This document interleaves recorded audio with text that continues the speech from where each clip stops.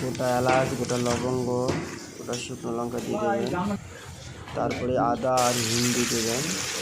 দেওয়া হয়ে গেলে কষিয়ে নিয়ে পোস্ত বাটাটা ঢেলে দেবেন। পোস্ত বাটাটা একটু কষিয়ে নুন হলুদ দিয়ে দেবেন। নুন হলুদ দেওয়ার পরেই যখন এটা তেল ছাড়বে তখন ভাববেন যে হয়ে যাবে। তারপরেই আপনারা টমেটো ঢেলে দেবেন। টমেটো মিক্সিং করে রাখা আছে।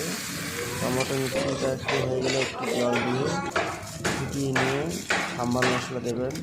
তারপরে পনির যে ভাজা ছিল সেই ভাজা পনিরটা আপনারা এখানে ঢেলে দিয়ে দেবেন। বাটার দেবেন, একটু গরম মশলা দেবেন। বাস হয়ে গেল ঝটপটে পনির কালিয়া।